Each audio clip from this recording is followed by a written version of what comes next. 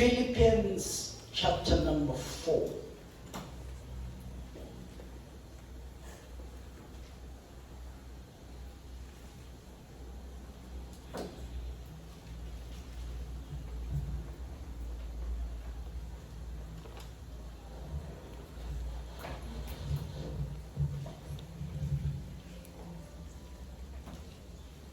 Phose amehlo akho ku verse number 4.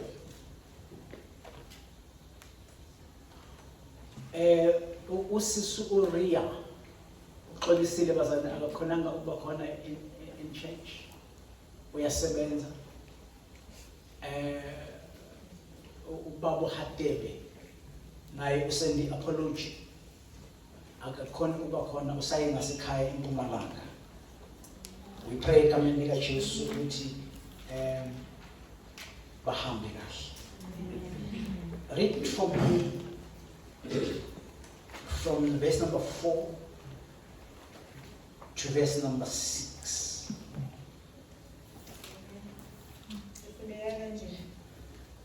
Thokozani enkosini njalo njalo. Ngiyaphinda ngithi thokozani. Ukubekezela kwenu akwaziwe ngabantu bonke. Inkosi iseduzane. 6. Ningakhathazeki ngalutho. Kepha kukho konke izicelo zenu mazaziwe nguNkulunkulu ngokukhuleka nokumusa kanye nokubonga. Amen. Let me read in NIV. Or verse number 4, yena yedwa. Rejoice in the Lord always. I will say it again. Rejoice. Thokozani enkosini njalo njalo njalo. Ngiyaphinda ngithi thokozani. Asibale amehlo. uNkulunkulu ophila phakathi. Ngiyathandaza Jehova nanti izwi lakho libusise. Ligcobe khuluma ngalo lichaze ezinhlizweni zethu. Baba ima nami ngisabile ngishumayela ngikhuluma izwi lakho. Gcobe izindebe zami. Uhlale lemini lwami. Use my mind. Think through me. Jehovah, to speak your heart. In the name of the Lord Jesus Christ. Bopha lokhu uhlobo lwemoya olungazama ukuthikameza ukushumela kwezwi lakho. I bind the evil spirits in the name of the Lord Jesus Christ. May your spirit be in this place. Speak to us with Jesus Christ, of course. Amen. Amen.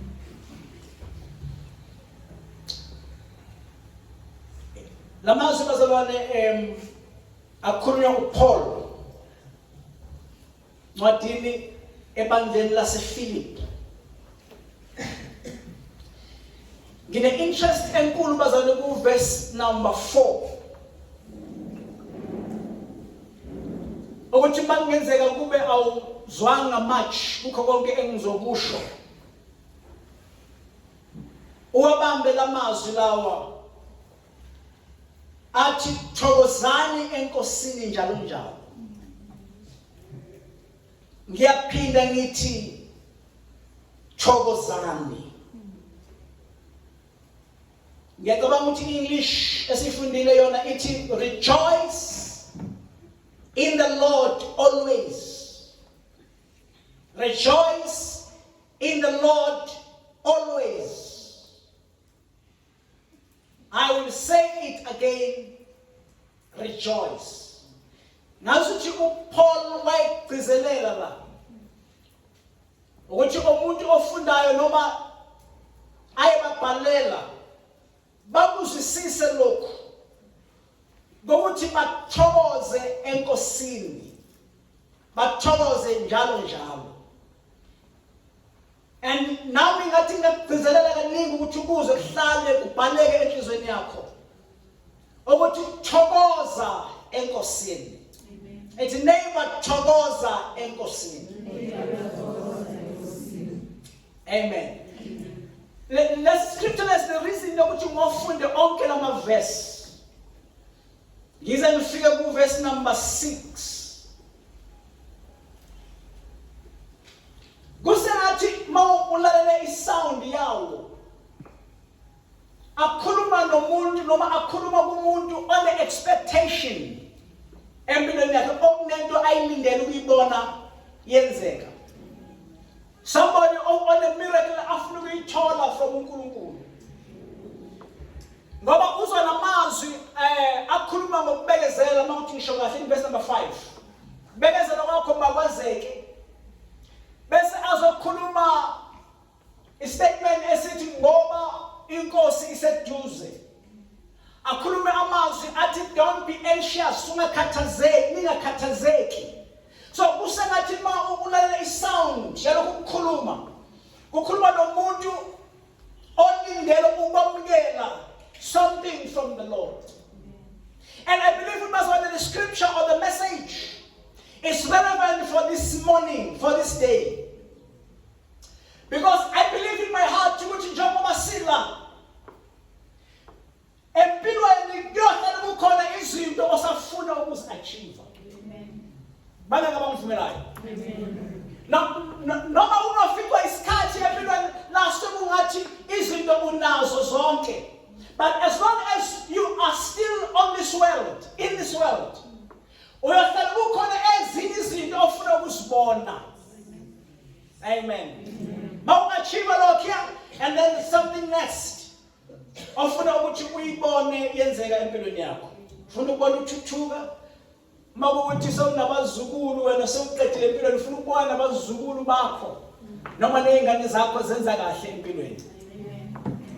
Hallelujah. I am talking to people this morning. Abafuna ukubona uNkulunkulu esebenza in their lives. Angakayishiyi topic ebengade ngikhuluma ngayo. Ekhuluma ngokuhlala kuNkulunkulu. Ukuhlala emzimbeni kaKristu. Ukuhlala emvinini oyiwona. Hallelujah.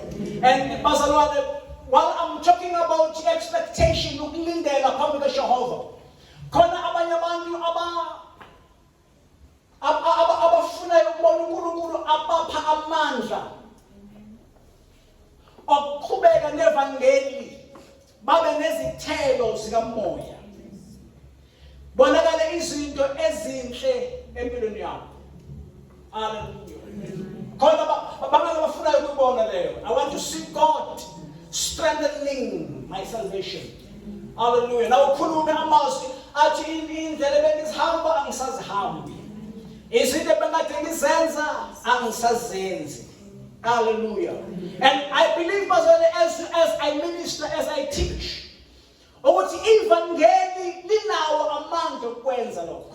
Ngineqiniso bazalwane because i-evangeli ngiphilile ngiyaliphila. And I believe ukuthi amandla okunqoba, amandla okuqhubeka nevangeli ayatholakala kuKristu. And ibandla kuba sebandleni kune-impact. Ukuba sebandleni kune-impact. Kune-impact empilweni yakho ukuba sebandleni. Angikholwa, I repeat, I believe that sengikhuluma kaningi nakaningi, I repeat it again, angikholwa into ethi wena suka ebandleni. Hallelujah. Angikholwa into ethi wena khona into ekungafanele ukuthi uyenze esontweni while isiphiwo sakho. Uma uphiwe futho, uma uNkulunkulu ekunikeze igift. A gift yakho my function in the church. Ukuze uNkulunkulu azoyikhulula impilo yakho. Hallelujah. Sometimes in message eshiyelwayo a lot in the pulpit. Noma eshiyelwe eyikhathini ezidlule. It's diluted a lot by irreligion. Ngikhulume lokho last time. Kanye nomthetho. And uma kukhulunywa nge-religion bazalwane, a religion, it consists the set of rules, a practice ethile elandelwayo, noma ama-belief athile akhona. Izinto eziningi abantu abafuna ukuzibiza ngensindiso, kodwa zibe zingesiyona insindiso kaKristu. Amen. So it's important for me ukukhuluma insindiso eqhamuka kuJesu Kristu, insindiso esikhathi esiphila kuso. Ngoba siphila esikhathini somusa. Siphila esikhathini sani bazalwane? Siphila esikhathini sani bazalwane? Okay, help me preach. Just tell to a person next to you, neighbor. Siphila esikhathini somusa. May it sound, may it be encrypted in your heart. Ukuthi siphila esikhathini somusa. Amen. But uma kufanele ngiphinde the next week, ngizoyiphinde futhi ngizoqhamuka ngizokuma ngizothi siphila esikhathini sani bazalwane. Somusa asiphili esikhathini sama-rules. Asiphili esikhathini sama-practices athile. Asiphili esikhathini sama-beliefs athile. And as I am saying this, I'm not criticizing rules. Even ibandla linawo ama-rules, linawo ama-policies mashe. Amen. Amen. Yeah, no, I'm repeating it because the is telling us the same thing. Yes, I'm telling you the same thing. Always is ingene enhlizweni yakhe ihlale in your subconscious. Because insindiso yakho when it comes to salvation iza ngomusa. And iqala enhlizweni. Iqala kubazalwane.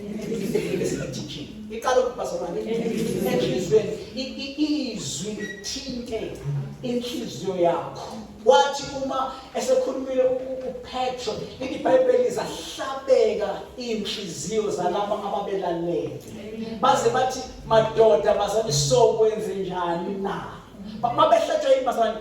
Mabehlatshwa izwi. Wayesethi uPetro phendukani libhabhadiswe kube ukuthethelwa kwezono. Nizokwamukeliswa umoya oyingcwele. Ngoba leso sisithembiso senu nabantwana benu.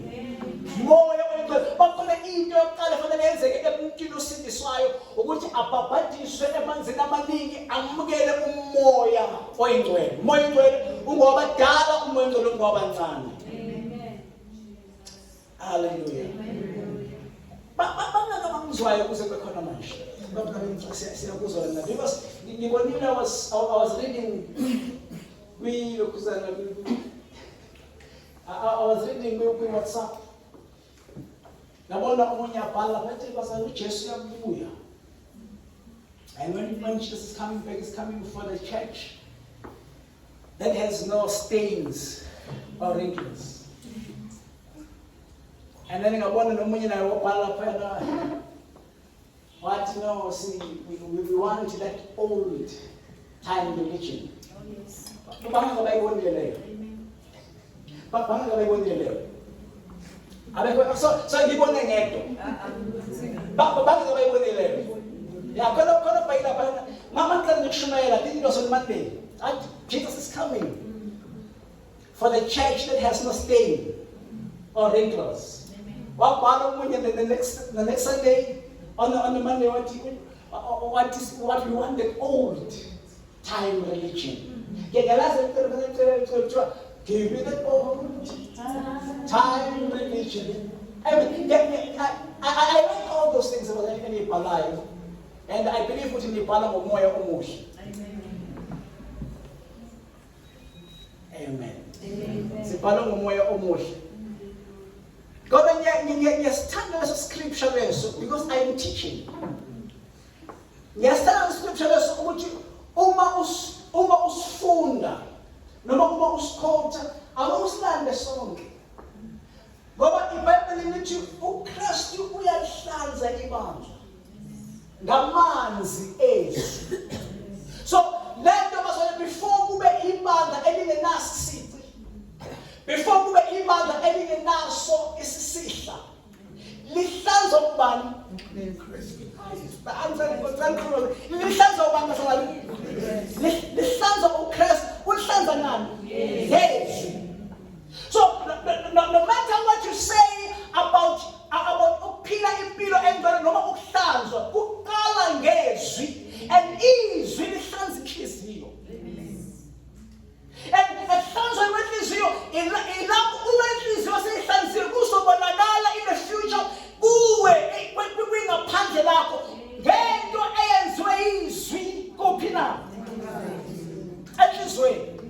uKristu uyahlanza ibandla ngamanzi ezwi ukuba libe ibandla elingenaso isisihla namibili. Hallelujah. So abantu abayezulwini, abantu abazolandwa uma i-rapture ifika, abantu abahlanzwe izwi. Once umuntu athola izwi kaJehova, from that time ungumntwana kaNkulunkulu. That's why uJesu kwiscripture besifunda ethi selihlanzekile ngenxa yezwi engilikhulume kini. Nihlanzekile ngenxa yani bazalwane? Yezwi. Ngenxa yezwi engilikhulume kini. Give us that old time religion. Omunye ngangikhuluma naye ngisekhona bazalwane. Amen.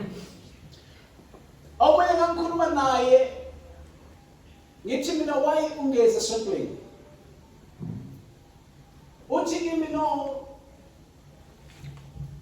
mina indaba yesonto ngifuna le evangeli leliya elaliphethwe abo babungidi. Ngithi mina okay, uthi now ngifuna leli la manje, leli lengi ngifuna leli la babungidi. And I'm saying in my heart, hey, I don't know who get your mass, not mass.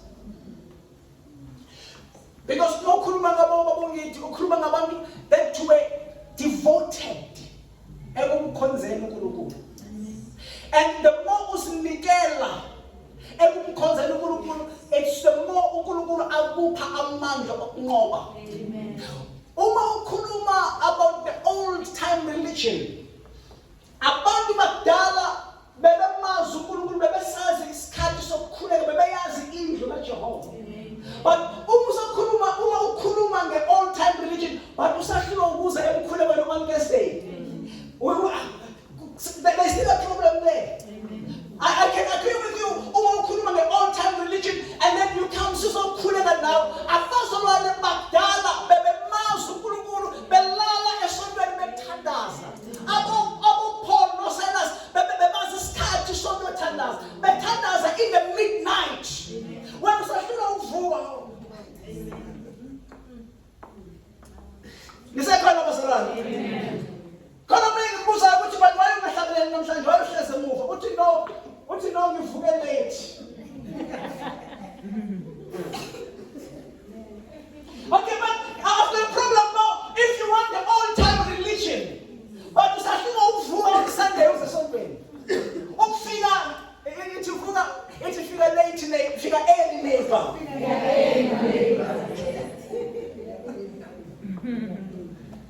Akukale ngokwesijani. Ngikhuluma ngento ezokwakha. Ngikhuluma ngento ezokusiza. Ngikhuluma ngento ezokuqinisa. Ukuthi thatha ivangeli, thatha izwi, lihlale inhliziyo yakho.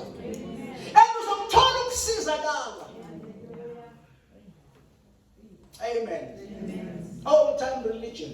Before sikhuluma ngomhlabeni nge-old time religion, ake sikhulume ngendaba yakho uza emthandazweni. Uza because namanje wena usadoja ama-fasting. Namanje usadoja makuthiwa kuyakhuleka ama-in and out, wena uyalala uvuka after 30 minutes. Kuyima in yakho ingena after 30 minutes. So uhlelo nokuzipha isikhathi.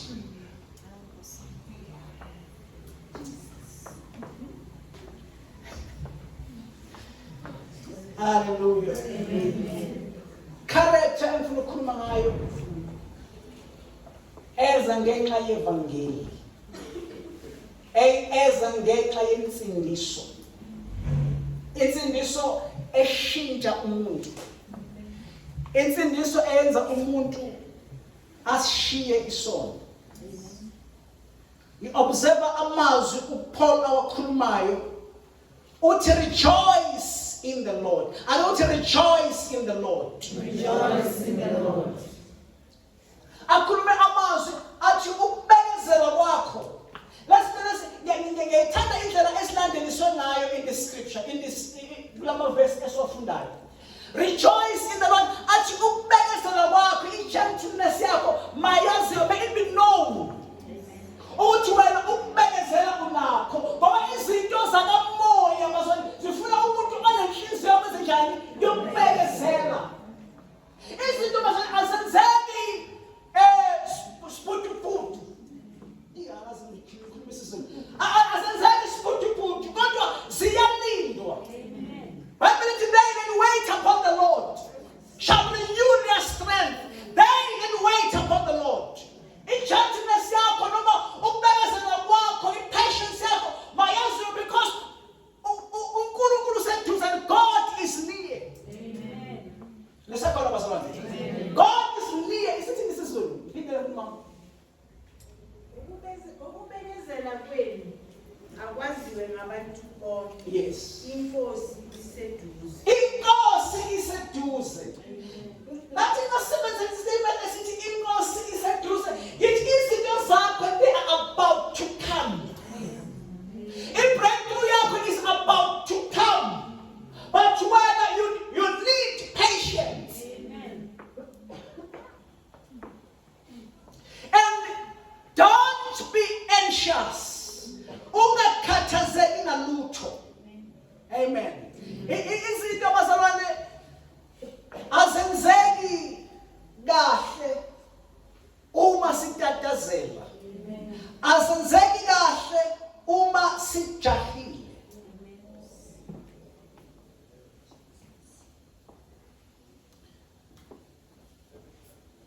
Kwezinye ikhathi uma silalele abanye abazalwane befakaza, mhlawumbe kuzomsiza omunye. Because into eyenza ukuthi you are not making it, you are not there, it's because ulalela abanye abazalwane asebe achieve izinto befakaza. Ama testimonies abo about their success. Uma bekhuluma ngama promotions abawatholayo, ngathi bazalwane. Yes, I got the promotion emsebenzini. Bekhuluma ngeimoto zabo uNkulunkulu abaphezona. Amen. Mhlambe abanye befakaza ngesikhathi sokufakaza bazalwane. Bezothi ngiyinsizwa nsi. Obana bakabeze lo testimony. Ngiyinsizwa nsi ngiyintombi nto. And then you are listening to all those testimonies. And then when we pray wena ucaba ukuthi wena so ngizofika nini kuzo zonke lezi zinto asebe achieve. Because ingozi ngama testimonies. Ukuthi bakhulunywa i-greatness yawo, i-process ayivami ukukhulunywa. Bathi ngomzwayo. I-process ayivami bazojabazana ukukhulunywa. Umuntu uyakhuluma ukuthi bazona ngifuna ibusiness uNkulunkulu uyambusisa, izinto ziyenzeka, imali iyangena, and then when ubheka ukuthi uNkulunkulu mina uyambusisa nini? Mina imali iyongena nini? Bazona uNkulunkulu uyangisebenzisa, abayishosha ziyavuka, and then you ask yourself, Nkosi mina kuyokwenzeka nini? Kanti bazona kuyo yonke i-success ekhona, there is a story.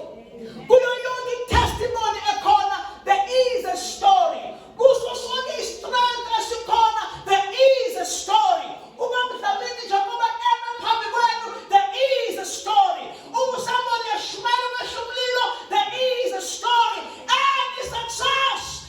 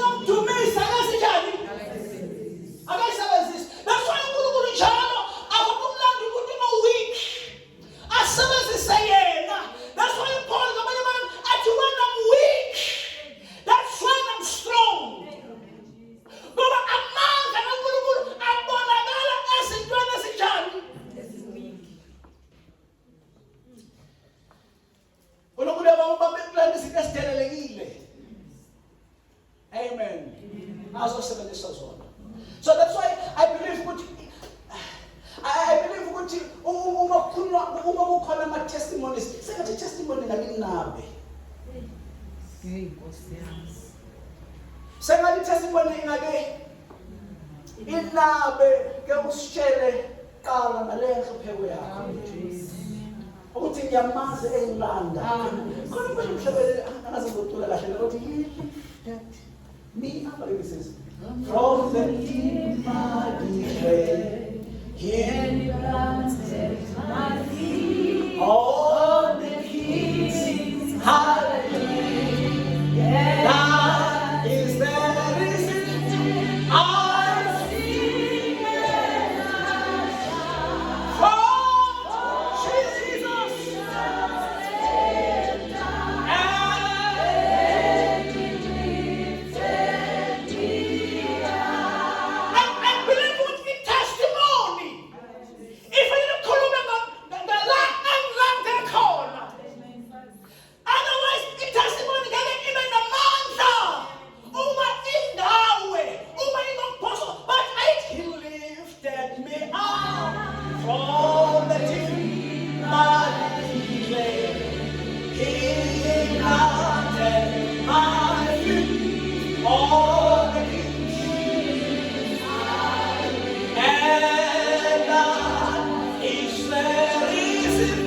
I sing and I shout for Jesus.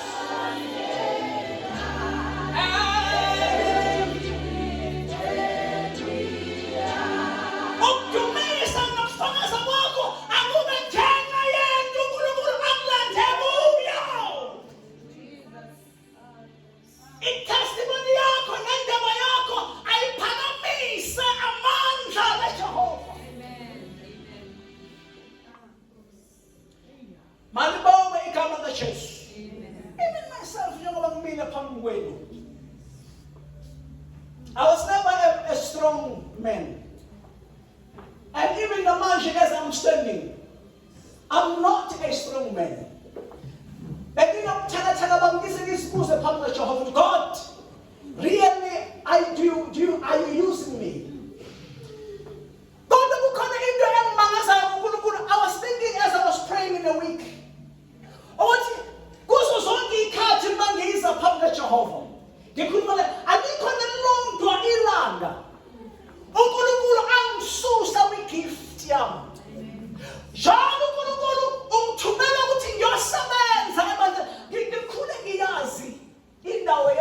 In the church. Amen. In the church. Every Sunday, every Sunday, in the house of them. Big tutor idulo, big keyboard, big to mesa, give intercession, give busy in the church. Amen. Hallelujah. Amen. And I realized,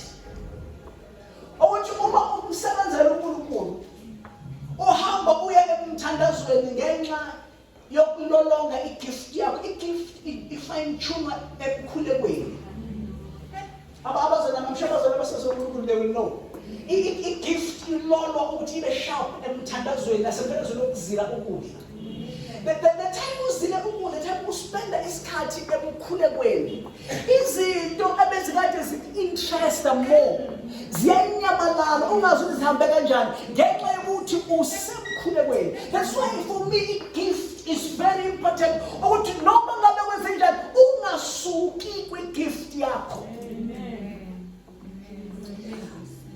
I even discovered ukuthi even if usebenza umsebenzi wakho kukhona izinto zakho ozenzayo ezikulethela imali ziba more active uma usebenza in the church, ziba more active uma uthandaza uzile ukudla.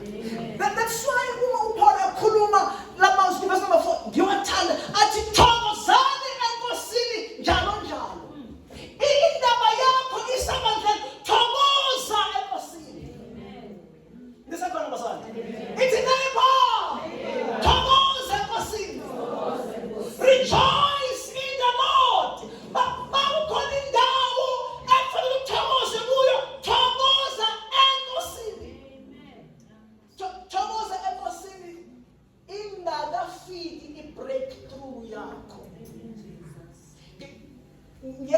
Ngikhuluma nabantu abanezinto abafuna ukuzithola enkosini. Let me ask again. Bangaka abantu abanezinto abafuna ukuzithola enkosini. While you are waiting, thokoza enkosini. The time usazizwa ubuthakathaka, ubuthakathaka bakho akungakususi enkosini. Ubuthakathaka bakho wazo uzothokoza enkosini. Can we go to Habakkuk, chapter number 3? I just put a little verse there, and then I will close.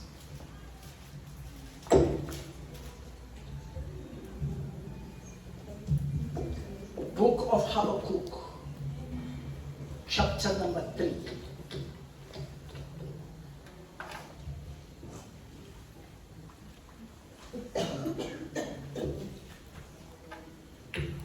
Upose amehlo akho ku verse number 17 and verse number 18.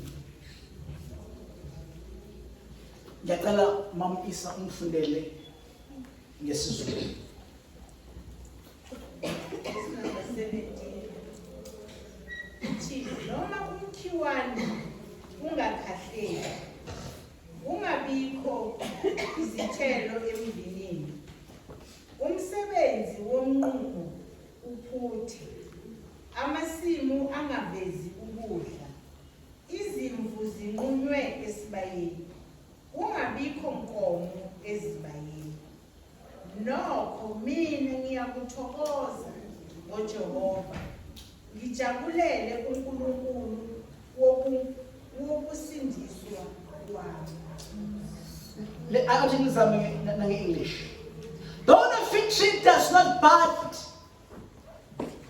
and there are no grapes on the vines, though the olive crops fails, and the fields produce no food, though there are no sheep in the pen, and no cattle in the stalls, yet I will rejoice in the Lord. Yet I will rejoice in the Lord. Yet I will rejoice in the Lord. I will be joyful in God my Savior. So it means that izinto azikavumi ukwenzeka. Asinjani bazalwane? Asinjani bazalwane? Izinto zakho azikahlangana, ukuthi azikahlangani. Amen. Even nasensindisweni usazibona sengathi uhlaza. Awungafani nomalume, awukwazi ukuthandaza njengomalume. Awukwazi ukukhuluma ngezilimi njengomama Dlamini. Awukwazi ukushumela njengomsima. Kodwa yet noma kungakalungi bathokoza enkosini. Ithi neighbor thokoza enkosini.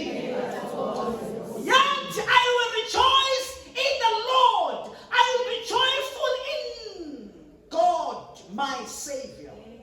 Noma ingafika i-paycheck, noma ingafika imoto, noma singafika i-spouse, kufanele abantu efeyile ukuthi bafuna ukushada, noma kungakenzeki, kodwa lokho akungakuvimbi ukuthokoza enkosini. I'm closing. Thokoza enkosini. Rejoice in the Lord. Always. Ngiyamthanda uPaul. Rejoice in the Lord always. Uthi I say it again, rejoice. That means, Masala, I was so excited on Thursday.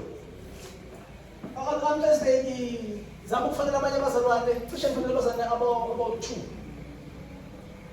Ngithi ngicela nishumayele ntambama. Because kuvele something ekuseni. I was not able ukuza enkonzweni uzoshumela. I was praying the whole week ngizoshumela on Thursday, but I just got disturbed.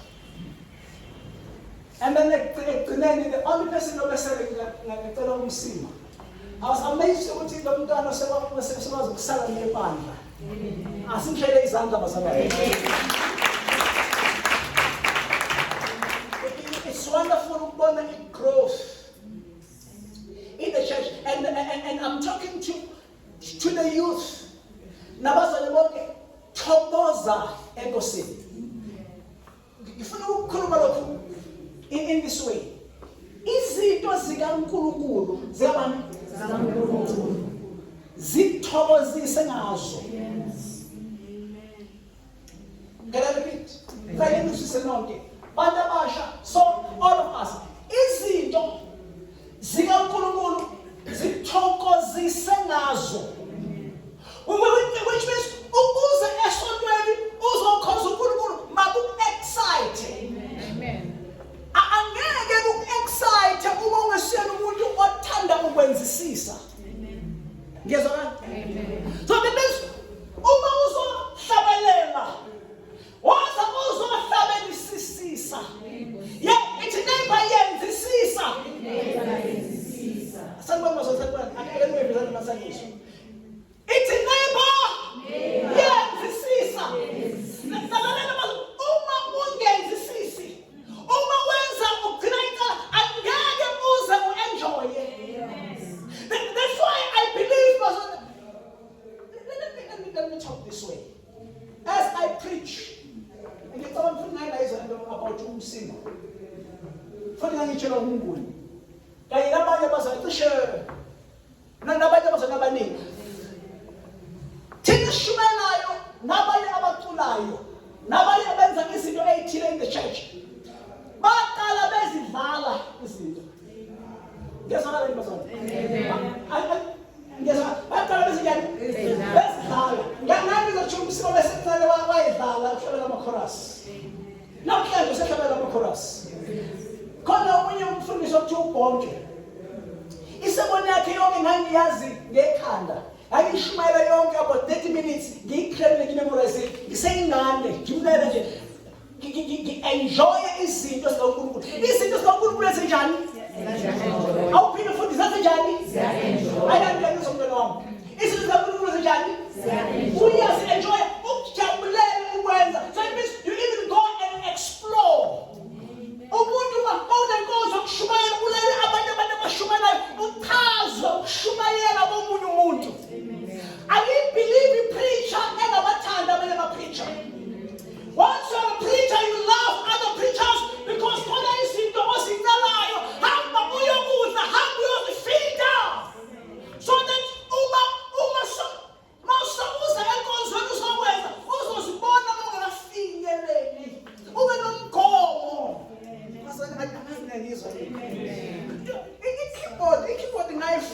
I-keyboard ngayifunda ngoba kwakukhona abanye abantu bebedlala phambi kwami. Ngilalela beyidlala bese ngihamba i-keyboard bengilala nayo ubusuku bonke. Bengilala nayo literally. Bengilala nayo ngidlala ebusuku mangiphapha ngidlala. I love i-keyboard and then I ended up playing keyboard. Ngidlala kuma-conference. Mangidlala i-keyboard etendeni bekushuqa uthula abantu begxuma. Abanye bawe ngisuka ku-keyboard ngiyobabamba ngoba ngangithathe kwabanye abantu. Thanda. Ithi neighbor thanda. Izinto zikaNkulunkulu. So inkonzo yakho i-enjoye. Amen. That's why ngithuka ngiyalimala bazalwane mangizwa i-keyboard iphimba. And I ask myself, but why am I using the key ukuthi ayikho right? Why am I using ngiyalimala mangizwa umuntu ecula ephimba. But why ungazizwa ukuthi awuculi kahle? Why ungazizwa ukuthi uyaphimba? Hamba uyopractice ithande lento. And enjoy lento. Funda. Base ngikhuluma ukuthi ningizwe. Le nto ngiyakuphalela yona. Ukuthi uyizwe. Uhambe uya. Ifunda ukuthi into yakho ilolwa kanjani. Ngezwe kanti? Ngithemba bazalwane. What time is it? Ngithemba bazalwane. Yes. Into yakho oyenza njengoba ngimile bazalwane. Njengoba ngishumela ngiyazi ukuthi ngilolwa kuphi. Ngiyazi ukuthi ngilolwa emthandazweni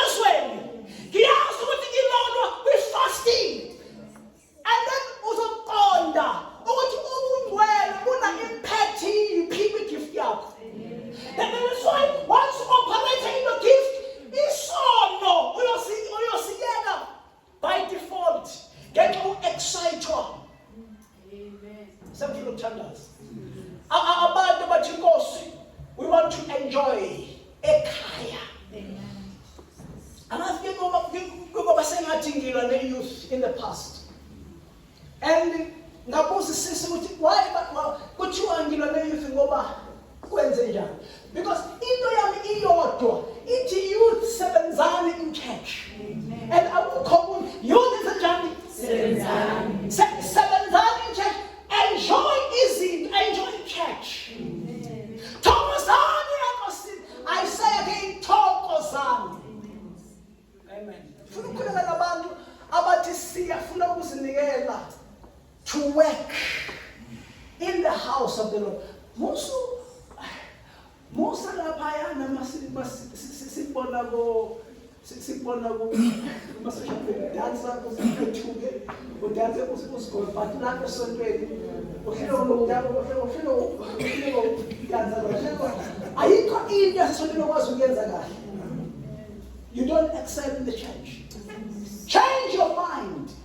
Otherwise, angeke ufike la ufuna ukufika khona noNkulunkulu. Thokoze enkosini. Amen. Ngiyakholwa mama Fuwi na mama Dlamini. Ubazana abathandazayo sisiku. Ukuthi uma umkhuleko uwenzisisa. Uma ukhuleka ngendlela ekufanele ngendlela esifundisa ngayo in church. Umthandazo nawo gcina usu-enjoya. Umthandazo u-enjoya ngenxa yento oyenzayo kuwe. Umthandazo u-enjoya ngenxa yamandla okunikeza wona. Amandla addictive. Basana musufuna ukusebenzisa amandla e-alcohol, ujabulele amandla e-alcohol. Akuthathe amandla umthandazo uwajabulele. You will realize ukuthi inamandla okulwa amadimoni. You realize ukuthi inamandla okuqosha izifo kuwe. Nathi inamandla yokulwela ebusuku ulele. Khona amandla asemthe once ungawenza umthandazo uthandaze ngendlela thomthandazo nayo. Uyogcina usu-enjoy. iBhayibheli lithi wathi uma uMoses ebona isihlahla sivutha waba interested ukuhamba ayobona ukuthi umangaliso muni lo owenzeka esihlahleni ukuthi sivuthe kodwa singashi.